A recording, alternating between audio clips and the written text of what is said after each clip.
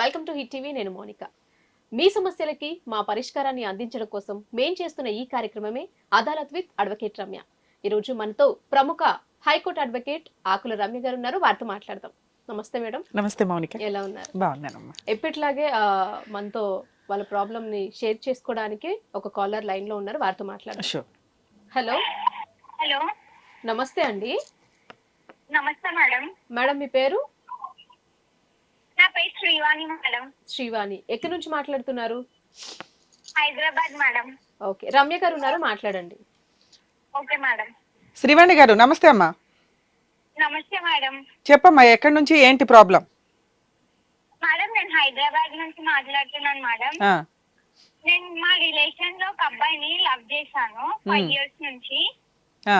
ఆ అబ్బాయితో 5 years relationship ఉన్నాక 5 years మేము అంటే ఫిజికల్ రిలేషన్షిప్ కూడా ఉన్నాము. ఆ అబ్బాయి ఏమో నన్ను కాదని వేరే అమ్మాయిని మ్యారేజ్ చేసుకోవడానికి వెళ్ళాడు మేడం. ఎప్పుడు?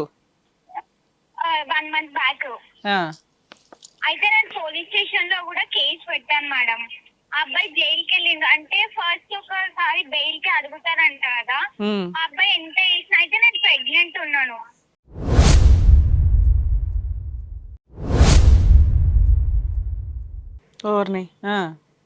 నేను ప్రెగ్నెంట్ ఉన్నాను మేడం. మీరు ఏం చేస్తారమ్మా? నేను బీటెక్ అయిపోయింది మేడం నాది. అబ్బాయి ఏం చేస్తాడు?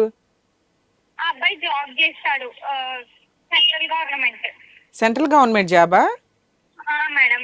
రిలేటివ్సే అన్నావు, మరి పెళ్లి చేసుకోపోవడానికి కారణం ఏంటి? మీ ఇద్దరి మధ్య ఏం గొడవ వచ్చింది? మా ఇద్దరి మధ్య ఏం గొడవ రాలే మేడం. వాళ్ళు మా రిలేటివ్స్ కానీ ఫ్యామిలీ ఇష్యూ ఉంది మేడం. మరి ఫ్యామిలీ ఇష్యూ ఉంటే పెద్దవాళ్ళు ఒప్పుకుంటారా లేదా అని ముందే తెలుసుకోవాలి కదమ్మా. పెద్దవాళ్ళు ఒప్పుకొని సంబంధాలు చూసుకొని. ఇంట్లో వాళ్ళు ఓకే ఉండే, ఇంట్లో వాళ్ళు ఓకే ఉండే. ఆ అబ్బాయి వాళ్ళు ఏమన్నాడంటే నాది అంటే నా స్టడీ కంప్లీట్ అయినాక నేను కన్విన్స్ చేసి చేసుకుంటా అని చెప్పేసి అన్నాడు. జైలుకి కూడా వెళ్ళిండు 45 days. మొన్న ఒక 3 days బ్యాక్ బెయిల్ పైన వచ్చిండు. వాళ్ళ మదర్, నేను ఇట్లా ప్రెగ్నెంట్ ఉన్నాను కదా, వాళ్ళ మదర్ కి DNA కావాలంట మేడం.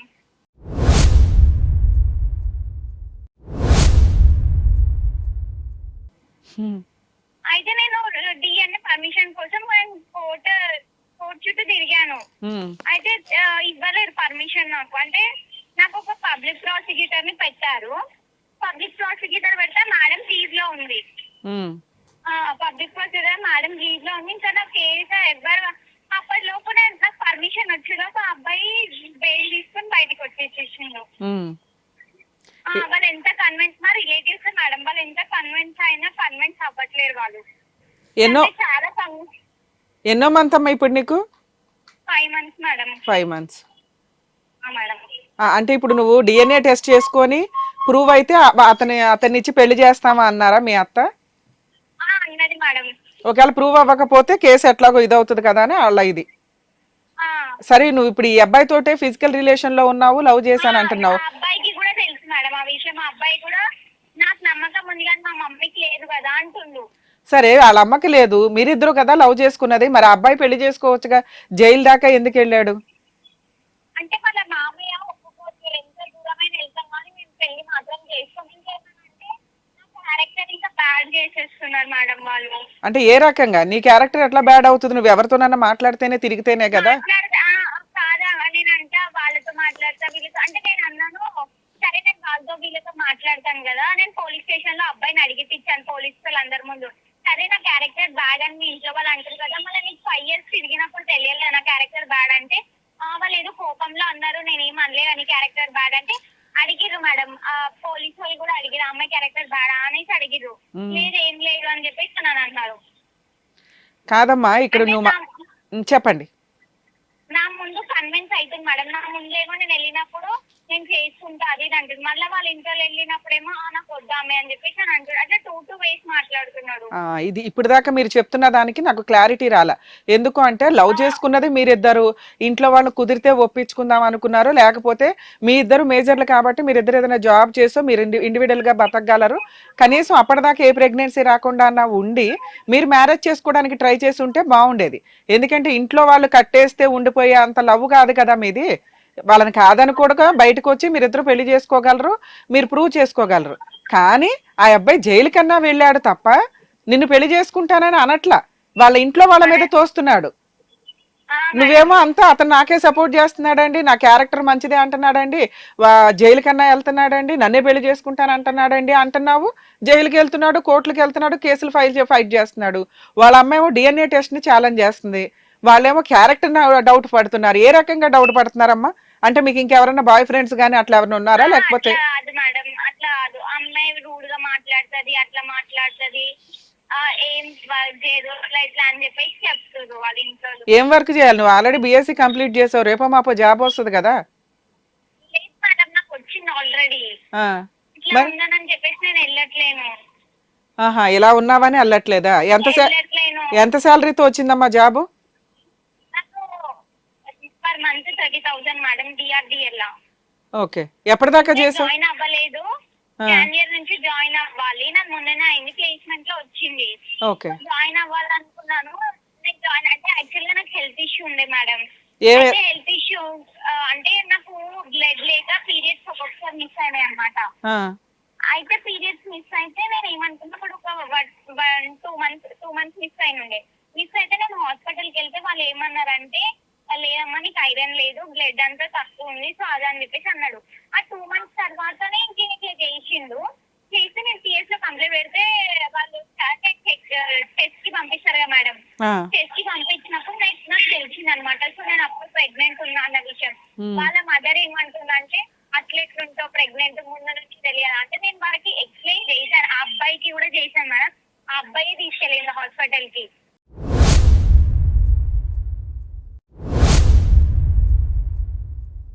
నాకు హెల్త్ బాగాలేకపోతే ఫీవర్ వచ్చి బాగా నేను ఇంకా లేవలేని పొజిషన్ లో ఉండే 2 months. కాదమ్మా, నీకు ఇట్లా ఈసారైనా అట్లా గ్యాప్ రావడము, అంతకు ముందు కూడా లేటు? అంతకు ముందుకు వచ్చింది నాకు. అయితే అప్పుడు నేను అంతకు ముందు ఒక్క టైం వచ్చింది మేడం, అంత రాలే, ఒకటే టైం వచ్చింది గ్యాప్. అయితే మళ్ళీ తర్వాత గ్యాప్ వస్తే నేను ఫుడ్ తీసుకున్నా మంచిగా. తీసుకుంటే రికవరీ అయింది. మళ్ళీ నాకు మొన్నట్లు అయ్యింది అది. కానీ అది ప్రాబ్లం అది కాదు, నేను అది అనుకున్నాను, కానీ ప్రాబ్లం అది కాదు. నేను కన్సీవ్. నేను చెక్ చేసుకోలేదు, నేను అదే ప్రాబ్లం ఏమో వెళ్దాంలే హాస్పిటల్ కానీ నేను ఫ్రూట్స్ తింటున్నా ఇంకా వస్తుందేమో అని చెప్పి. సరే అమ్మా, ఇప్పుడు మీ ఇద్దరు విడిగా ఈ ఇష్యూ మీద గొడవ పడి ఎంతకాలం అవుతుంది? 2 months 3 months? 45 days అవుతుంది madam. 1 month 45 days. 1 month 45 days?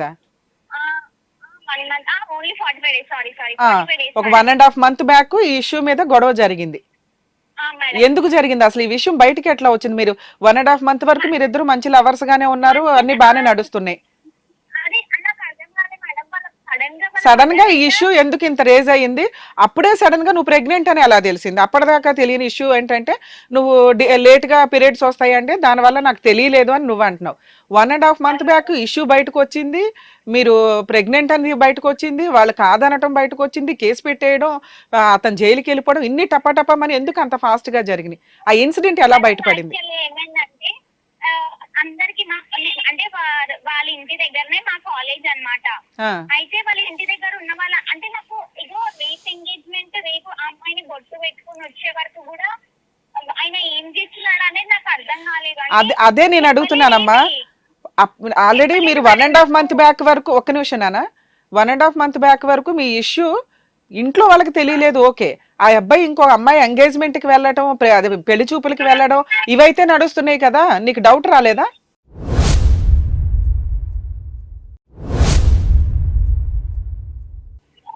అంటే నాకు అసలు డౌట్ వచ్చేటట్టు కూడా చేయలేదు మేడం. ఇంకొకటి అప్పుడు రెగ్యులర్ అంటే నార్మల్ గా కలుస్తుంది. అయితే యాక్చువల్లీ ఏమైందంటే మా బ్రదర్ చనిపోయినప్పటి నుంచి అతను నన్ను ఎక్కువ కలవట్లేడు అనమాట. అదే ఎప్పటి నుంచి అమ్మా? ఎగ్జామ్ మా బ్రదర్ 1 year బ్యాక్ చనిపోయాడు మేడం. సో 1 year నుంచి మీరిద్దరు సరిగ్గా కలుసుకోవట్లా, అంతేనా? అంటే అప్పుడు అంటే 4 years బ్యాక్ ఏమో డైలీ అంటే రెగ్యులర్ గా డే బై డే అట్లా మా ఇంటికి వచ్చేవాడు, మా బ్రదర్ తో ఉండేవాడు, అట్లా మా రిలేషన్ మా బావనే కదా, అట్లా ఉండేవాడు మేడం. ఇక ఆఫ్టర్ దాట్ ఏమైందంటే బ్రదర్ చనిపోయినాక నేను మా మదరే ఉండిపోతున్నామని మేము మా అమ్మమ్మ వాళ్ళ ఇంటికి వచ్చేసాము. మేము మా అమ్మమ్మ వాళ్ళ ఇంటికి వచ్చేసాము. ఇంకా అప్పుడు మాకు అక్కడ కలవడానికి మేము ఊరికి అట్లా విజిట్ అవ్వడం, అంటే పార్క్స్ కి ఇట్లా ఈవెంట్స్ అట్లా ఇట్లా వెళ్ళడం మేము చేసామన్నమాట. అయితే ఏమైందంటే నేను అప్పుడు నాకు ఇంకా హెల్త్ బాగా, ఇంకొకటి నాకు ఎగ్జామ్స్ ఉన్నాయి, నేను బయటికి వెళ్ళడానికి అంటే అబ్రాడ్ వెళ్ళడానికి నేను కొంచెం బిజీ ఉన్నా. ఉమ్, సో నేను బిజీ ఉంటే నేను ఈ బిజీ ఉన్న మూమెంట్ లో ఇట్లా చేసేసారు. సంబంధం ఎప్పుడో చూసిరంట, పెట్టుకొని వచ్చిరంట. అయితే ఒక 2 days అయితే రేపు అయితే ఎంగేజ్మెంట్ అనగా మా కాలేజ్ అక్కడ వాళ్ళు ఉంటారు కదా నాకు సర్క్యులర్ లో ఫ్రెండ్స్ వాళ్ళు కాల్ చేసి ఇట్లా అబ్బాయి ఎంగేజ్మెంట్ అంట కదా, నీకు తెలీదా, నీతోనే అనుకుంటున్నాం మేము అని చెప్పేసి అంటే నాకు తెలియదు. నేను కాల్ చేస్తే నా నెంబర్ బ్లాక్స్.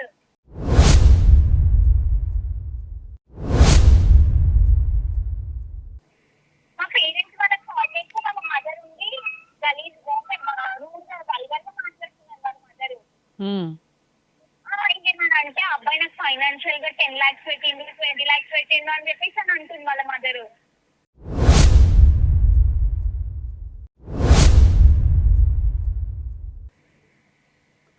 అబ్బాయి పెట్టడం ఏంటి నాకు అర్థం కాల, ఆ పాయింట్ అర్థం కావట్లే. వాళ్ళ అబ్బాయి 10 lakhs ఖర్చు పెట్టించాడా?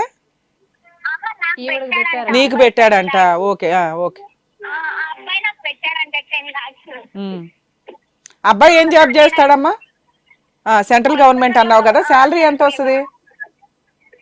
సాలరీ 30,000 వస్తుంది మేడం. అతనికి 30,000ఏనా? ఆ, మళ్ళీ అందులో నీకు 10 లక్షలు పెట్టేది ఎక్కడ? ఫైనాన్షియల్ ఇష్యూ ఇంకా ఏమంటారు ప్రాబ్లం కూడా ఉంది మేడం ఆయనకి. అంటే వాళ్ళు హౌస్ ట్రాన్స్ఫర్ చేశారు, 40 lakhs దాకా ఫైనాన్షియల్ ప్రాబ్లం ఉంది. ఆ ఫైనాన్షియల్ ప్రాబ్లం వదిలేసి వాళ్ళ మదర్ నాకు 10 lakhs పెట్టింది. మా ఫ్యామిలీ మొత్తం మొత్తం చూస్తున్నారు. ఇంకా మూమెంట్ క్రియేట్ చేసారు అన్నమాట. అమ్మా అతను పెళ్లి చూపులకు వెళ్ళాడు, ఎంగేజ్మెంట్ అయ్యిందా అవలేదా? ఎంగేజ్మెంట్ ఏం అవ్వలే మేడం. ఎంగేజ్మెంట్ అయితే నేను ఆపేసిన. ఓకే. పెళ్లి చూపులకి వెళ్ళి ఆపేసానంటే వెళ్ళి CS లో కేసు పెట్టినాను. అదేలేమ్మా అదే. రేపు అయితే ఎంగేజ్మెంట్ అనగానే నేను కేసు పెట్టాను. ఆ అమ్మాయి ఎవరు కూడా తెలియట్లేదు. అయితే ఆ అమ్మాయి అంతా నేను ఎన్ని ఇయర్స్ వెళ్ళేసి వచ్చినా మీ వాయిస్ కొంచెం క్లారిటీగా లేదు, క్లారిటీగా మాట్లాడతారా అండి? కాదు మేడం. ఆ అబ్బాయి ఆ అమ్మాయి అన్నదంట, ఈ అబ్బాయిని చేసుకునే అమ్మాయి ఏమన్నదంట అంటే ఎన్ని ఇయర్స్ అయినా నువ్వు జైలుకి వెళ్ళిరా, నేను చేసుకుంటా, నేను రెడీ ఉన్నా అని చెప్పేసి అని అన్నదంట. కాదమ్మా వీళ్ళ పెళ్లి చూపులకి వీళ్ళ ఎంగేజ్మెంట్ కి ఎంత టైం ఉందమ్మా? పెళ్లి 1 week మేడం. ఓకే. డిఫరెంట్ తెలుసా? 1 week లో సంబంధం చూసేశారు, ఓకే అనుకున్నారు, ఎంగేజ్మెంట్ కి రెడీ అయిపోయారు. సరే మీరు 1 year నుంచి మీ బ్రదర్ చూస్తున్నారు కానీ నా దగ్గర వరకు రానివ్వలేరు.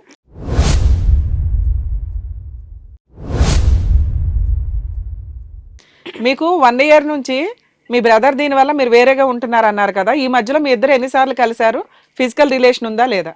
మేడం ఫిజికల్ రిలేషన్ చాలా సార్లు, అది మల్టిపుల్ టైమ్స్ మేడం. ఈ 1 year లో అమ్మా దూరంగా ఉంటున్నావు కదా. చెప్పండి మేడం, మేము దూరంగా ఉన్నాం అనే తెలిసి ఎప్పుడంటే ఇక్కడ మాకు ఇంట్లో కలవడానికి ఉండలేదు. అమ్మా మీ వాయిస్ బ్రేక్ అవుతుంది నాన్న. మేము ఇక్కడ అంటే మా అమ్మమ్మ వాళ్ళ ఇంట్లో ఉంటే మాకు కలవడానికి వీలు ఉంటలేదని మేము ఊయోకి వెళ్ళి విజిట్ అయ్యి కలిసాం అనమాట.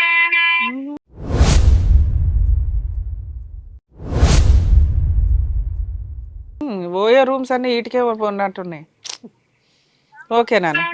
నీకు అనిపించలేదా ఒకవేళ ఇంట్లో పెళ్లి చేసుకోకపోతే పెద్దవాళ్ళు ఒప్పుకోకపోతే ఇబ్బంది అవుతుంది, వాళ్ళ ఫ్యామిలీ మీ ఫ్యామిలీకి గొడవ జరుగుతుంది, రేపు ఏదైనా తేడా వస్తే ఇబ్బంది కదా అని మీరేం ప్రికాషన్స్ కూడా వాడలేదా తల్లి? మేడం నేను ఎప్పుడు కంటిన్యూస్ గా అడుగుతూనే ఉంటా. అంటే ఏమంటారు తెలుసా, నీ స్టడీ అయిపోకముందుకే ఎందుకు అని అంటారు. సరేలే మా రిలేటివ్స్ కదా, మా ఇంట్లో అందరికి ఓకే ఉంది కదా, సరే వాళ్ళ ఇంట్లోనే కదా కన్విన్స్ చేద్దాం అనేసి మేము అనుకున్నాము. ఓకే అమ్మా. సో ఇప్పుడు నీకు వెంటనే మీ ఫ్రెండ్స్ నేను ఇట్లా లవ్ చేస్తున్న అబ్బాయిని నేను చేసుకోవాలనుకుంటున్నా అని చెప్తే ఓకే అయింది. మా ఇంట్లో అందరికి ఓకే చెప్పారు. సరే అమ్మా మీకు ఆల్రెడీ ఏమంటారు అంటే అసలు ఆ అబ్బాయి అమ్మాయితో తిరగలేదు, అమ్మాయి అన్ని ఫ్రాడ్ అసలు అది ఇది అని చెప్తున్నారు. అబ్బాయి ఏమంటున్నాడు? అబ్బాయి పోలీస్ స్టేషన్ లో ఏదో అంటాడు కదా, ఎవిడెన్స్లు ఉంటాయి కదమ్మా మీరిద్దరు. అయితే ఓయో రూమ్ కి ఏమన్నాడు మేడం, 2 times వెళ్ళినాం మేము 1 year లా అని అన్నాడు. 1 year సార్ వాళ్ళు కానిస్టేబుల్ సార్ ని పంపించి వాళ్ళు చెక్ చేపిస్తే 25 times వెళ్ళినట్టు ఉంది మేడం.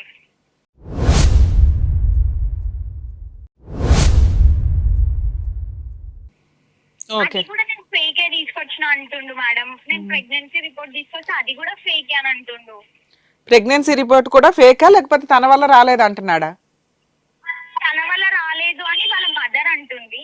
ఇతనేమో అసలు అది ప్రెగ్నెన్సీయే కాదు అంటున్నాడు. ప్రెగ్నెన్సీ కాదు అసలు, నువ్వు అన్ని అబద్ధాలు చెప్తున్నావు నాకు అని చెప్పేసి అంటున్నాడు. సరే డాక్టర్ సర్టిఫికేట్ అయితే పెట్టుంటారుగా మీరు ప్రెగ్నెంట్ అని. వనకలిపురంలో హాస్పిటల్ చెక్ చేస్తే అక్కడ కూడా రిపోర్ట్ తీసుకొచ్చి పెట్టాను. నేను ప్రైవేట్ గా కూడా స్కానింగ్ చేయించుకున్నాను. ఓకే అమ్మా. స్కానింగ్ రిపోర్ట్ కూడా తీసుకెళ్ళాను మేడం. అది కూడా ఫేకేనంట. అసలు ఏమంటారు, నేను ఆ అమ్మాయిని ముట్టుకోలేదు అని అంటుంది.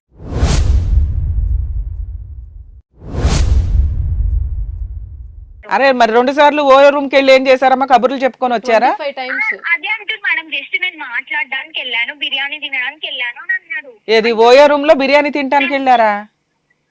అట్లా చెప్తున్నారు. ఆయనేమో 2 times అంటున్నారు. ఈ 1 year లో నువ్వేమో 25 times అంటున్నావు. అంతకుముందు 4 years ఎక్కడ కలిసేవాళ్ళమ్మా ఫిజికల్ రిలేషన్ కోసం? మా ఇంట్లోనే మేడం. ఇంట్లో ఎవరు ఉండరా తల్లి? ఉంటారు మేడం. మీ బ్రదర్ ఉన్నారు కదమ్మా 4 years బ్యాక్. అమ్మ నాన్న అందరూ అంత ఖాళీగా వదిలేసి వెళ్తున్నారా మిమ్మల్ని? మా ఫాదర్ లేడు మేడం, మా మదర్ ఒక్కతే. ఆవిడేం చేస్తారు ఇంట్లో? మా బ్రదర్ జాబ్ కి వెళ్తాడు. మీ అమ్మగారు ఏం చేస్తారమ్మా? మా మదర్ మెడిసిన్ చేస్తారు మేడం. ఓకే. సో ఇంట్లో ఎవరు అందరు జాబులకి వెళ్తారు, నువ్వేమో ఇతన్ని పిలిచి మీరిద్దరు అక్కడ యూజ్ చేసుకుంటున్నారు ఇంటిని.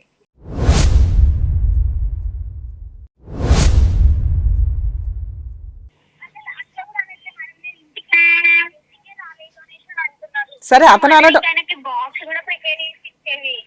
అతను అనటం ఓకేనమ్మా. నువ్వు చెప్తున్నది ఏంటంటే మీరు ఇంట్లో కూడా కలిసేవాళ్ళు 4 years బ్యాక్ వరకు, ఈ 1 year నుంచి ఓయో రూమ్స్ కి వెళ్ళారు అంటున్నారు. ఓకే నాన్న. ఇప్పుడు నీకు ఆల్రెడీ 1 week ఎంగేజ్మెంట్ ఉందనగా నీకు వెంటనే విషయం తెలిసింది. తెలియగానే పోలీస్ స్టేషన్ లో కంప్లైంట్ ఇచ్చావు. అప్పుడు కౌన్సిలింగ్ ఉంటది కదమ్మా, మీ ఇద్దరికి ఎవిడెన్స్లన్నీ గ్యాదర్ చేస్తారు. అతను మా ఇద్దరికి పరిచయం లేదు అన్నా గానీ ఫోన్ రికార్డ్స్, మీరిద్దరు దిగిన ఫొటోస్ ఇవన్నీ కూడా లైన్ లోకి వస్తాయి కదా. ఆ ఎవిడెన్స్లన్నీ ఉన్నాయా?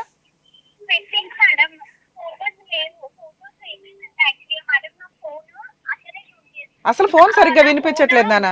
అంటే అతని ఫోన్ పగిలిందని నా ఫోన్ యూజ్ చేశాడు మేడం. ఎప్పుడు? అదే ఒక 6 months బ్యాక్. అయితే ఆ ఫోన్ చేశాడు. ఏంటంటే నేను లాక్ మర్చిపోయాను. లాక్ మర్చిపోతే అబ్బాయి ఏం చేశాడు, ఫోన్ మొత్తం రీస్టార్ట్ కొట్టి ఇచ్చేసాడు.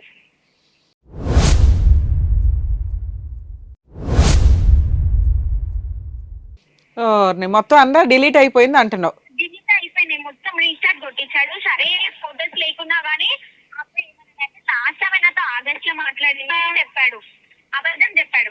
నేనేం చేశానంటే ఒక యాప్, జియో యాప్ నుంచి మొత్తం హిస్టరీ వెళ్తాది మేడం.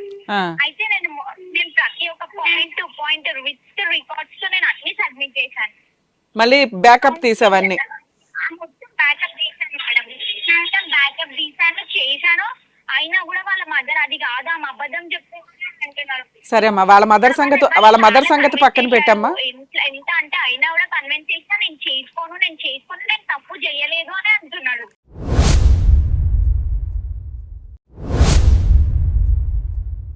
ఓకే అమ్మా, వాళ్ళ మదర్ సంగతి పక్కన పెట్టి ఇప్పుడు మీ ఇద్దరివి పర్సనల్ ఫొటోస్ ఏమైనా ఉన్నాయా?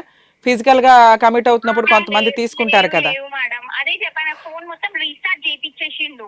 కాదమ్మా, నువ్వు బ్యాకప్ తీసానంటున్నావు కదా, అప్పుడు ఫొటోస్ ఏమీ రాలేదా? బ్యాకప్ అంటే నేను యాప్ నుంచి ఓన్లీ కాల్ హిస్టరీ మాత్రమే తీసాను మేడం. అంటే కాల్ హిస్టరీలో రొమాంటిక్ గా మాట్లాడుకున్నవి అవన్నీ ఉన్నాయా? అట్లా లేదు మేడం, అవన్నీ ఏం లేవు. సరే, ఈ 6 months లో మీ ఇద్దరు కలిపి మళ్ళీ ఫొటోస్ ఏమి దిగలేదమ్మా? మీ ఇద్దరు ఓయో రూమ్ కి వెళ్ళారు కదా, నీకు 2 months ప్రెగ్నెన్సీ అంటే నువ్వు 2 months బ్యాక్ కలిసి ఉండాలి కదా ఫిజికల్ గా. అప్పుడేం ఫొటోస్ దిగలేదా? నీకు అప్పుడు తెలుసు కదమ్మా 6 months బ్యాక్. ఒక్క నిమిషం నాన్న, వినండి ఒకసారి. ఇట్లా భయపడుతుండే, ఎందుకు అందరు చూస్తారు ఏమొద్దా అని అంటుండే. నాన్న ఒక్క నిమిషం. 6 months బ్యాక్ వరకు అన్ని డిలీట్ అయిపోయినాయి. నీకు కోపం వస్తుంది, ఎందుకంటే అది మీ ఇద్దరు మెమరీ, స్వీట్ మెమరీస్ మీ ఇద్దరు దృష్టిలో, అవునా?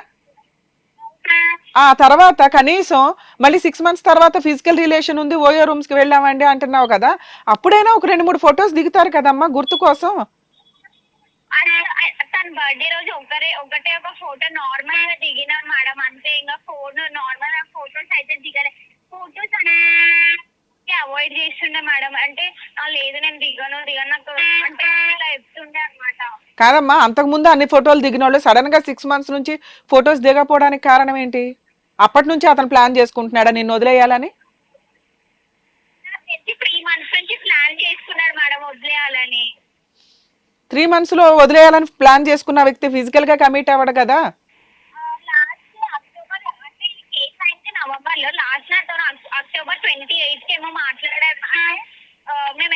ఓకే. కాదమ్మా, మీకు ఫిజికల్ రిలేషన్ ఫైనల్ గా ఎప్పుడు ఉందో చెప్పండి. ఫైనల్ గా లాస్ట్ అంటే అది అక్టోబర్ 28 కి మేడం. అక్టోబర్ 28 కి మీకు ఫిజికల్ రిలేషన్ ఉంది. మీరు కేసు ఎప్పుడు ఫైల్ చేశారు? నవంబర్ లో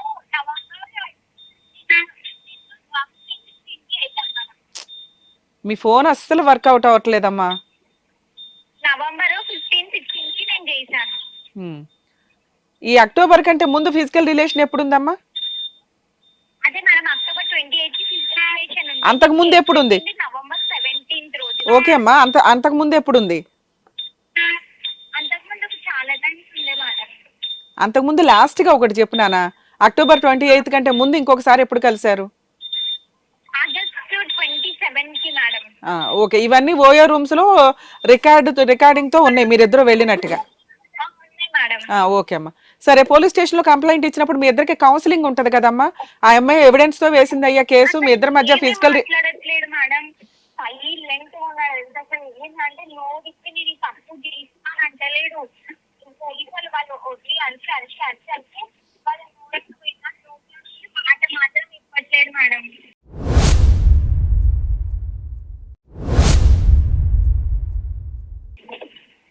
అతను కొట్టారా అతన్ని? కొట్టలేదు మేడం. ఓకే, సో కొట్టడానికి జస్ట్ ఇట్లా చేయలేపారు అంటే కొట్టలేదు. ఓకే అమ్మా,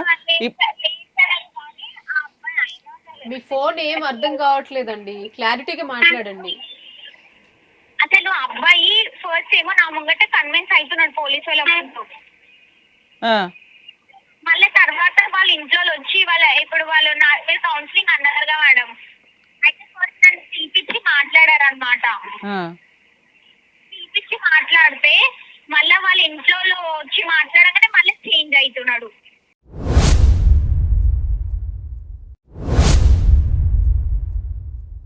సరే, ఆ అబ్బాయి ఒప్పుకున్నప్పుడు గబుకుని మీ ఇద్దరికి మ్యారేజ్ చేసేసుకోమనొచ్చు కదా, అట్లా ఏమన్నా చెప్పారా? అంటే అబ్బాయి అంటే ఒకసారి మా ఇంట్లోతో మాట్లాడతా అని అబ్బాయి అంటుంది. సో అబ్బాయికి ఆల్రెడీ 3 months నుంచి ప్లాన్ ఉంది నిన్ను చేసుకోకూడదు అని. నీకు ఆల్రెడీ 1 week బ్యాక్ నుంచి ఆ అమ్మాయి వేరే ఎంగేజ్మెంట్ జరుగుతుంది పలానా రోజని నీకు ఐడియా వచ్చింది. ఇమీడియట్ గా పోలీస్ స్టేషన్కి వెళ్ళి కంప్లైంట్ ఇచ్చావు. ఇస్తే వాళ్ళు కౌన్సిలింగ్ ఇచ్చినా అబ్బాయి కాసేపు ఏమో చేసుకుంటా అన్నాడు, సంబంధం ఉంది అంటున్నాడు, కాసేపు వాళ్ళ ఇంట్లో వాళ్ళతో మాట్లాడాలంటున్నాడు. వాళ్ళు వచ్చిన తర్వాత పూర్తిగా రివర్స్ అయ్యి ఈ అమ్మాయికి నాకు అసలు సంబంధమే లేదండి, జస్ట్ ఫ్రెండ్స్ అండి, తెలిసిన వాళ్ళమండి అని మాట్లాడుతున్నాడు. అంతేనా? ఓకే అమ్మా, ఇప్పుడు మీకు ఆల్రెడీ కేసు పెడితే ఎట్టి పరిస్థితుల్లో మ్యారేజ్ అవ్వదు అన్న సంగతి ఐడియా ఉందా? చేసుకోను అన్నవాడు ఎలాగో చేసుకోడు, కేసు పెడితే కూడా చేసుకోడు కదా, మరి ఎందుకు పెట్టారు కేసు?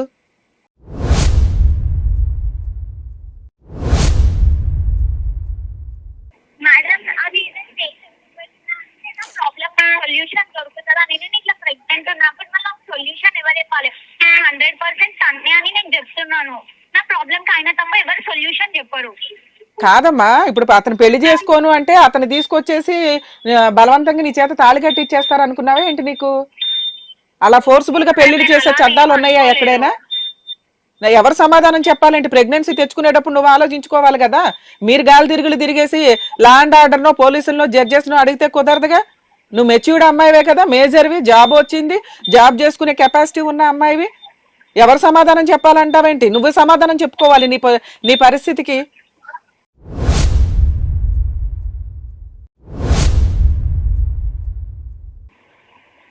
తెలియదా ప్రెగ్నెన్సీ వస్తుంది అని? మీకు జరిగే అన్యాయానికి అవతల వ్యక్తి మిమ్మల్ని ఇబ్బంది పెడితే, మీకు అన్యాయం జరిగితే లా అండ్ ఆర్డర్ ఎందుకు ఉపయోగపడుతుంది? తప్పు చేసిన వ్యక్తిని పనిష్ చేయడానికి ఉపయోగపడుతుంది. అంతేగాని నీకు పుట్టే పిల్లలకి ఎవరు సమాధానం చెప్తాడండి అంటే ఎవరికి అవసరం అమ్మా సమాధానం చెప్పడం? ఇప్పుడు నీకు అన్యాయం జరిగింది, నిన్న అబ్బాయి, ఒక్క నిమిషం నాన్న,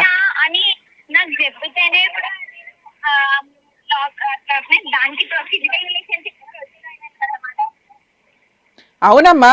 ఇప్పుడు ఆయన చెప్పాడు, నువ్వు కమిట్ అయిపోయావు. ఆయన చేసుకోని అంటున్నాడు, మరి నువ్వు అండర్స్టాండ్ చేసుకోవాలి. ఆయన చెప్పాడు కాబట్టి నేను కమిట్ అయ్యానండి, మీరు అందరూ వచ్చి నాకు పెళ్లి చేయండి అని అడుగుతావా? మరేమడుగుతున్నావు?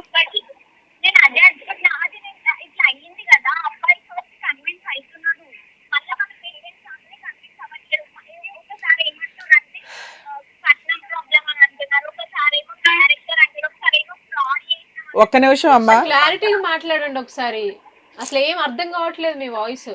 ఒకసారి ఏమో కట్నం ప్రాబ్లం అని అంటున్నారు మేడం. ఇలాగే మాట్లాడండి.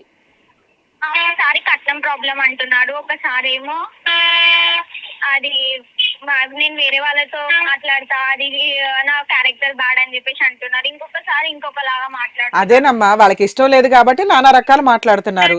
ఇన్ కేస్ నీకు ప్రెగ్నెన్సీయే లేకపోతే నువ్వు కేసు పెట్టేదానివి, కోర్టులో కోర్టుల చుట్టూ తిరిగేవాడు, వాడికి ఆల్రెడీ లక్షల ఖర్చులు అవుతాయి, మెంటల్ టెన్షన్ ఇవన్నీ నడుస్తుంది. కానీ నువ్వు ఇప్పుడు ప్రెగ్నెన్సీ తెచ్చేసుకున్నావు కదా, నాకు ప్రెగ్నెన్సీ వచ్చేసిందండి, అతన్ని ఎలా అయినా బలవంతంగా తీసుకొచ్చి పెళ్లి చేయండి అనటం కుదరదు నాన్న. మీరు కేసు పెట్టి అతన్ని పనిష్ చేయగలరు. చేసుకోకపోయినా ఓకే.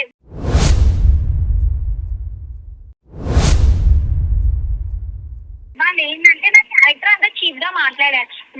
నేను కోర్ట్ ని రిక్వెస్ట్ చేసింది కూడా అదే, నేను జడ్జ్మెంట్ మేడం కూడా రిక్వెస్ట్ చేసింది అదే, నాకు ఒక DNA టెస్ట్ అనేది చేయండి. వాళ్ళ మదర్ ఏమన్నారంటే నా కొడుకే అని తెలిస్తే నేను చేసుకుంటాను అన్నారు వాళ్ళ మదర్. అమ్మా ఇవన్నీ కూడా ఊరికే మాట్లాడతారు తల్లి. ఎంత ఫోర్స్ఫుల్ గా నువ్వు DNA టెస్టులు చేసి ప్రూవ్ చేసుకొని ప్రపంచంలోకి ఇంకొక తండ్రి లేని పాత్రను ఒకళ్ళని తీసుకొచ్చి వాళ్ళ జీవితం సర్వనాశనం చేయటం కంటే మీరు ఈ పాటికి 1-4 సార్లు ఆలోచించుకుంటే బాగుండేది. ఎందుకంటే మీరు జరిగిన మిస్టేక్ని, తప్పుని కంటిన్యూ చేయాలని అనుకుంటున్నారు, మీరు పతివ్రతాన్ని ప్రూవ్ చేసుకోవడానికి.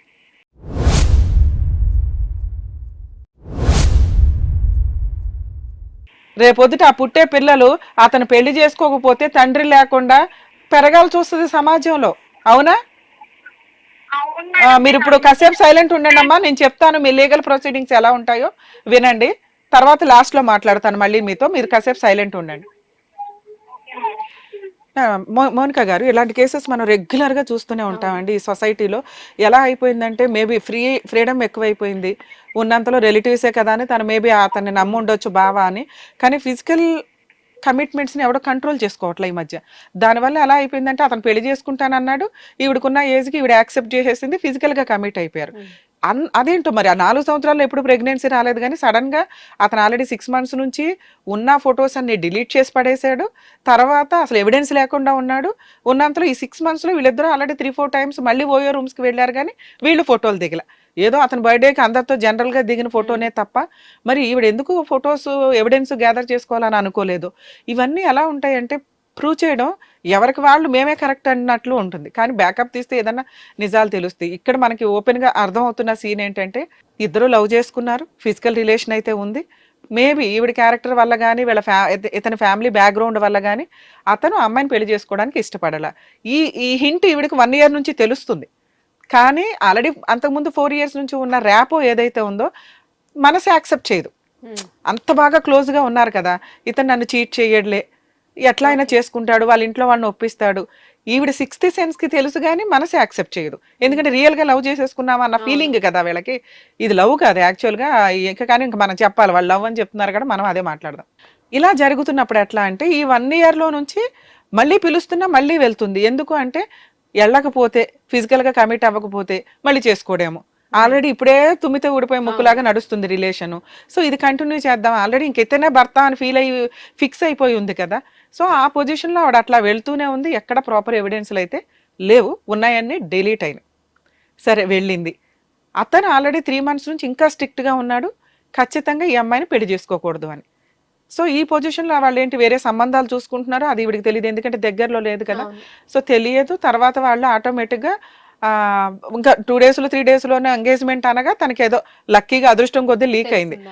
అయినా అమ్మాయి పెళ్లి చేసుకుంటానంటే వాళ్ళ మధ్య ఉన్న బాండింగ్, ఫ్యామిలీ, రెండు వైపుల ఫ్యామిలీస్ ఈవిడ క్యారెక్టర్ని వాళ్ళు ఏ రకంగా చెప్పారు ఆ అమ్మాయికి, అందుకని అమ్మాయి అయినా పర్వాలేదు అంటే, లేదా ఆవిడ అట్లా ఏముందో పొజిషన్ మనకు తెలియదు. ఓకే, ఆ అమ్మాయి గురించి మనం మాట్లాడే రైట్స్ మనకు లేవు. ఇక్కడ ఉన్నంతలో ఈ అమ్మాయి క్యారెక్టర్ని వాళ్ళు మేబీ చాలా మైనస్ చేసి ఆ అమ్మాయికి చెప్పుంటే ఓకే ఇలాంటి అమ్మాయి కాబట్టి ఇతన్ని నేను పెళ్లి చేసుకుంటానండి అని అనుండొచ్చు. ఇక కేసు అంటే ఇది అది అరేంజ్డ్ మ్యారేజ్ కదా, 1 week నుంచే నడుస్తుంది కాబట్టి 1 week అంది కదా, తనే చెప్తుందిగా మనకి. 1 weekలో అంత ర్యాపోస్ ఏమి ఉండవు, ఒక మంచి సంబంధం, వాళ్ళు ఏదో మాట్లాడుకుని ఉంటారు రెండు వైపులా. అతను ఆల్రెడీ గవర్నమెంట్ ఎంప్లాయీ అంటున్నారు కాబట్టి సో కొంచెం ప్రొసీడింగ్స్ ఎట్లా నడుస్తుంటాయి. సో ఇది ఒక రకంగా తను పెట్టిన కంప్లైంట్, తనకి ఇంకా ఇన్నోసెంట్గా మాట్లాడుతుంది. కానీ 2 points మనం మాట్లాడుకోవాలి. వీళ్ళు ప్రెగ్నెన్సీలు తెచ్చేసుకుంటే కోర్టో, ల్యాండ్ ఆర్డరో, పోలీసులో సమాధానం చెప్పరు. ఎవరు సమాధానం చెప్తారండి అంటే ఎవరు సమాధానం చెప్పండి, నీ పరిస్థితికి నువ్వే కారణం, ప్రాబ్లం సొల్యూషన్ నువ్వే ఎత్తుక్కోవాలి. కోర్టు లా అండ్ ఆర్డర్లు ఏం చేస్తాయి, నీకు అన్యాయం జరిగిందని అప్రోచ్ అయితే అవతల వ్యక్తి ఎవరైతే అన్యాయం చేస్తారో వాడిని పనిష్ చేయడానికి ఉపయోగపడుతుందే తప్ప నీ ప్రాబ్లమ్ని సాల్వ్ చేసేసి నీకు నీకు నచ్చినట్టు సెట్ చేయడం కుదరదు. ఎందుకంటే ఫోర్స్ఫుల్గా మ్యారేజీలు చేస్తే, బలవంతంగా చేస్తే రేపొద్దుట డైవర్స్ ఇస్తాడు. అవును. ఫోర్స్ఫుల్ మ్యారేజ్ ఒక 10 days ఉంటాడు, 20 days ఉంటాడు. వన్స్ ఒకసారి మ్యారేజ్ అయిపోయినాక తీసుకునే డైవర్స్ ఈజీ, ఇష్టపడి పెళ్లి చేసుకున్న ఉండట్లా ఈ మధ్య. సో ఇలా ఫోర్స్ఫుల్ గా మ్యారేజ్ చేసినప్పుడు అప్పుడు ఇంక ఇవి సెకండ్ మ్యారేజ్ క్యారెక్టర్ లోకి వస్తుంది. ఎందుకంటే బలవంతంగా పెళ్లి చేయించమని కాపురం నడిపించమని అనటం కుదరదు. సో ఈ పొజిషన్లో అప్పుడు ఒక వైఫ్ వేసే కేసులు వేస్తుంది. ఏంటవి? 498 డీవీసీ మెయింటెనెన్స్, ఇక తప్పక మ్యూచువల్ సెటిల్మెంట్కి వెళ్తారు. ఆ పుట్టే పిల్లలకి తండ్రి అనే పాత్ర ఉండదు. సో కొంచెం లేడీస్ 1కి 100 సార్లు ఆలోచించాలండి. ఫిజికల్గా కమిట్ అయ్యేటప్పుడు ఒక జీవిని ప్రపంచంలోకి తీసుకొస్తున్నప్పుడు వాళ్ళ పరిస్థితి ఏంటి, మనకే అలా జరిగితే ఎంత చండాలంగా ఉంటుంది లైఫ్. వాళ్ళు ప్రపంచంలో ఎలా పెరుగుతారు, క్రూయల్గానే పెరుగుతారు ఒక రకంగా. ఎందుకంటే ఇద్దరు తల్లిదండ్రులు ఇవ్వాల్సిన ప్రేమ వాళ్ళకి అందదు కదా. సో ఇక్కడ ఈవిడ సిచ్యువేషన్కి వచ్చేసరికి ఒకవేళ ఫోర్స్ఫుల్గా మ్యారేజ్ చేసినా అది అతనికే బెనిఫిట్, తినికే లాసు. ఈ రోజు తను వేసిన కేసు స్ట్రాంగ్ కేసు, ఒకవేళ ప్రూవ్ చేసుకోగలిగితే అరెస్టులు ఉండే కేసు. ఇక 45 days జైల్లో ఉన్నాడు అంటే ఎందుకంటే ఆ కేసే అంత స్ట్రాంగ్ కేసు. నన్ను మ్యారేజ్ చేసుకుంటాను అని చెప్పి ఫిజికల్గా కమిట్ అయ్యాడండి, ఇన్ని సంవత్సరాలు ఇట్లా యూజ్ చేసుకున్నారు, ప్రజెంట్ ప్రెగ్నెంట్ని, అంతగా అయితే డిఎన్ఏ టెస్ట్ చేయించండి నేను ప్రూవ్ చేసుకోగలను అని తను ఛాలెంజ్ చేస్తుంది. వన్స్ ఒకసారి డిఎన్ఏ టెస్ట్లో కనుక అతని పిల్లలే అని ప్రూవ్ అయితే అంతకుముందు ఉన్న ఎవిడెన్స్లు అంతా కూడా కౌంటింగ్లోకి అవసరం, అంటే డిలీట్ అయిపోయినా కూడా తను సేఫ్ సైడ్లో ఉన్నట్టే లెక్క. ఇవాళ కాకపోతే రేపైనా నిజంగా ప్రెగ్నెన్సీ ఉంచుకుంటే కనుక తను డిఎన్ఏ టెస్ట్ ద్వారా ప్రూవ్ అవుతుంది. కోర్టులో ఒకవేళ జడ్జి గారు లేకపోతే ప్రైవేట్ లాయర్ని పెట్టుకోవచ్చు. ఇన్ కేసు లేదు అంటే పీపీ గారు వచ్చిన తర్వాత జడ్జి గారు ఇన్ఛార్జి కోర్టులో కూడా పర్మిషన్ పిటిషన్ వేసుకుంటే డైరెక్షన్స్ ఇస్తారండి. కోర్టు డైరెక్షన్ లేకుండా డిఎన్ఏ టెస్టులు చేయరు, చేసినా అది లీగల్గా వ్యాలిడ్ కాదు. ఒకవేళ నిజంగా తను ప్రూవ్ చేసుకుందే అనుకోండి, వాళ్ళ అత్తగారు అన్నమాట నిజం కాదు. ఎందుకంటే ఈ అమ్మాయికి ఇచ్చి చెయ్యటం వాళ్ళకి ఎట్టి పరిస్థితుల్లో ఇష్టం లేదు. వాళ్ళు 100% ఈ అమ్మాయికి ఇచ్చి చెయ్యరు. దట్టు 45 days జైలుకి వెళ్ళిన వ్యక్తి అసలు చేసుకోడండి. ఎందుకంటే కోర్టులో అన్న ఫైట్ చేస్తాడు కాబట్టి జైలుకి వెళ్ళక ముందుకే చేసుకోవాలి కదా. ఇంకా ఇంత వెళ్ళిపోయినాక ఇంకా అసలు ఎట్టి పరిస్థితుల్లోనే అమ్మాయిని మ్యారేజ్ చేసుకోవడం అనేది జరిగే పని కాదు. సో అంటే అతన్ని పనిష్ చేయడానికి మాత్రమే ఈ కేసు తనకి యూజ్ అవుతుంది. కొన్ని సందర్భాల్లో ఎట్లా అవుతుందంటే మేబీ కొంతకాలం ఫైటింగ్ జరిగిన తర్వాత వాళ్ళకి పనిష్మెంట్లు ఇచ్చి జైలుకి పంపించడం కంటే కాంపెన్సేషన్ ఏదో ఒకటి తీసుకొని, అంటే ఫైన్ రూపంలో వాళ్ళకి ఏదైనా ఫైన్ వేసి అది కాంపెన్సేషన్ కింద తీసుకొని ఎక్స్క్యూజ్ చేసి విత్డ్రా చేసుకోవడం అనేది ఒక ఆప్షన్. కానీ ఈ కేసులు ఏవైతే ఉన్నాయో వీటిని విత్డ్రా చేసుకోవడం కుదరదు. 376 అప్ టు ఐపీసీ ప్రకారం పెట్టుంటారు. ఎందుకంటే మ్యారేజ్ చేసుకుంటానని ప్రామిస్ చేసి తను ఫిజికల్గా యూజ్ చేసుకున్నారు అనేది, అంటే రేప్ కిందకి రాదు కానీ కన్సిడర్ టు రేప్ అన్నట్లు. సో ఈ పొజిషన్ వచ్చినప్పుడు ఇది కొంచెం స్ట్రాంగ్ కేసు కింద లెక్క. దీనికి విత్డ్రాలు, క్లోజ్ చేసుకోవడాలు, సెటిల్మెంట్లు, ఫుల్ అండ్ ఫైనల్ సెటిల్మెంట్లు ఉండవు. ఒకవేళ వీళ్ళకి అవుట్ ఆఫ్ కోర్టు సెటిల్మెంట్ అయితే కోర్టులో దీన్ని హాస్టల్ విట్నెస్ అంటారు, అంటే తన కేసును తను విత్డ్రా చేసుకుంటూ. ఇది కూడా వన్ ఆఫ్ ద సెటిల్మెంట్ కింద లెక్క. కోర్టుకి ఈ డైలాగ్ చెప్తారు పీపీ గారు, ఇది హాస్టల్ విట్నెస్ అండి అని. కోర్టుకి అర్థమవుతుంది వీళ్ళు అవుట్ ఆఫ్ కోర్టు సెటిల్ చేసుకున్నారు, సో విత్ కేసులో ఉన్న ఎలిగేషన్స్ని విత్డ్రా చేసుకుంటుంది ఈ అమ్మాయి అని చెప్పి. సో ఇలా చేసుకున్నప్పుడు ఎట్లా ఉంటుందంటే కేసు ఆటోమేటిక్గా హీరింగ్స్ అన్నీ నడుస్తే ప్రాపర్గానే ఒక 2 years నడవాల్సిన కేసు గట్టిగా 2 monthsలోనే క్లోజ్ అయిపోద్ది. మేబీ ఈ కేసు అలా వెళ్ళటానికి ఎక్కువ అవకాశం ఉంది. సో ఇప్పుడు తిని చేయాల్సిన పని ఏంటంటే వాళ్ళు నా క్యారెక్టర్ని తగ్గించి చెప్తున్నారండి అని తను ఫీల్ అవుతుంది. అవతల వ్యక్తి ఎలా టమ్కేసుకుంటారు అనేది మనం ఆపలేం, దానికి సంబంధించి మనం ప్రూవ్ చేయలేం. వాళ్ళు చెప్పుకునే వాళ్ళు చెప్పుకుంటారు, తిని చెప్పుకుంటుంది. అవతల వాళ్ళు నా క్యారెక్టర్ని తగ్గించి మాట్లాడుతున్నారండి అంటే ఎక్కడ అది ప్రూవ్ చేయడం కుదరదు, వాళ్ళని ఆపడం కుదరదు. కాబట్టి దాని గురించి ఆలోచించడం దండగా. ఎందుకంటే ఒకళ్ళు కంప్లైంట్ ఇచ్చేసినాక అబ్బా అమ్మాయి మంచిదండి అని ఎవరు అనరు. వాళ్ళ బాధలో వాళ్ళు ఏవో చెప్పుకుంటూ ఉంటారు. వాళ్ళ కోపం, వాళ్ళ కుళ్ళు, వాళ్ళ ఈర్ష్య, వాళ్ళు చెప్పుకోవాల్సిన నానా రకాలు వాళ్ళు చెప్తారు. అలా అని ఈవిడ క్యారెక్టర్ తక్కువ అని కాదు, తనేంటి అనేది తనకి తెలిస్తే చాలు. ఊళ్ళో వాళ్ళందరికీ వెళ్ళి సమాధానం చెప్పుకోవాలంటే ఆల్రెడీ మిస్టేక్ జరిగిపోయింది, వెళ్ళి చెప్పుకున్నా ఎవడ బిలీవ్ చేయడు కూడా. సో వాళ్ళందరూ నేను కరెక్ట్ అని నమ్మాలండి, వీళ్ళు ఒక శాసనంలో రాసి ఇవ్వాలండి అన్నా కూడా యూజ్ లేని టాపిక్ అది. ఇక మరి పిల్లల సంగతి ఏంటి, ఉంచుకోవాలా లేదా అంటే ఆల్రెడీ 5th monthకి వచ్చేసింది. సో 5th monthకి వచ్చిన పిల్లల పరిస్థితి ఏంటి అనేది తను వాళ్ళ ఫ్యామిలీ మెంబర్స్ 1కి 4 సార్లు ఆలోచించుకుంటే బెటర్. ఎందుకంటే డిఎన్ఏ టెస్ట్ చేసి ఆయన్ని పనిష్ చేద్దాం అన్న ఉద్దేశంతో ఒక జీవిని ప్రపంచంలోకి తీసుకొచ్చి ఎలా కంటిన్యూ అవ్వాలి. ఎందుకంటే ఏం జరిగినా ఇదైతే మ్యారేజ్ జరగదు. జరగని మ్యారేజ్కి పిల్లలకి తండ్రి ఎవరని రాయడం కుదరదు. అతనే తండ్రి అని ఈవిడ రాసుకున్నా ఈవిడ ఇష్టం తప్ప లీగాలిటీ అంతగా కన్సిడర్ అవ్వదు. ఒకవేళ కన్సిడర్ అయినా ఇల్లిజిటిమేట్ చైల్డ్ కింద వాళ్ళని పెంచుకొని తండ్రి పేరు పెట్టుకోవడానికి అవకాశం ఉంటుంది, మెయింటెనెన్స్ క్లెయిమ్ చేయడానికి అవకాశం ఉంది. అసలు ఈ కేసు గెలుస్తుందా గెలవదా? ఇటువంటి కేసులండి చాలా వరకు డౌటే గెలవటం. ఎందుకు అంటే రేపు వేరు, మ్యారేజ్ చేసుకుంటాను అని చెప్పి ఫిజికల్ కమిట్మెంట్ వేరు. తను మేజరే, అతను మేజరే. సో పెళ్లి చేసుకుంటాను అని చెప్పి ఫిజికల్ కమిట్లోకి అతను ఇన్వైట్ చేస్తుంటే, లేదా అక్కడ దాకా తీసుకెళ్ళిన తర్వాత అన్న నీ మీద చెయ్యేసినప్పుడు నీకు తెలుస్తుందిగా ఎందుకు చెయ్యేస్తున్నాడు అని. సో నిన్ను నువ్వు కంట్రోల్ చేసుకొని నువ్వు ఆ సీనే రాకుండా జాగ్రత్త పడటమే మెయిన్. తీసుకెళ్ళిపోయి మత్తుమంది ఫిజికల్గా కమిట్ అయిపోయాడంటే ఇంకా అది రేపు. ఇక్కడ ఇష్టపడి ఒకసారి కాదు రిపీటెడ్గా 5 ఏళ్ల నుంచి తిరుగుతున్నారు. తిరుగుతున్నప్పుడు వాటిని రేపు కింద కన్సిడర్ చేయరండి 376. హిట్ టీవీ యాప్, ఇందులో short news, live news, entertainment shows, movies, digital magazines తో పాటు మీ జిల్లా వార్తలను కూడా ఫ్రీగా చూడొచ్చు.